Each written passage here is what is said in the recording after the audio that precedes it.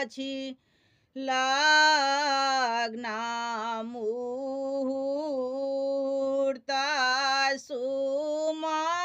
सुमंगल एखन अछि एखन ने विलम्ब महान करू दुल्हा एखन ने विलम्ब महान करू प्रिय रघुबर सिंदूर दान करू प्रिय रघुबर सिंदूर दान करू सिंदूर लाल मुदित कर लिया सिंदूर लाल मुट्ठी भरी लिया सिया जी के भाल के लाल करू रघुबर सिया जी के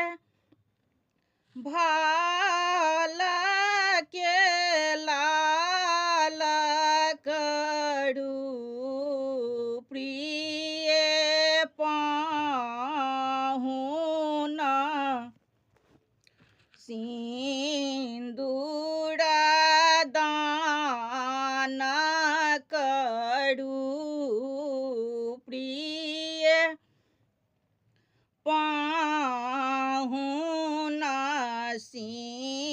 सिंदूर दान करू जय जय मंगल गावथि सखी सब जय जय मंगल गावथि सखी सब सिया जी के जीवन परान बनू रघुबर सिया जी के जीवन परान बनू प्रिय पाहुन सिंदूर दान करू प्रिय पाहुन सिंदूर दान करू एहि अवसर नाही लाज कर कथिक एहि अवसर नाही लाज कर कथिक एखन नाही हठ मान करू दुल्हा एखन नाही हठ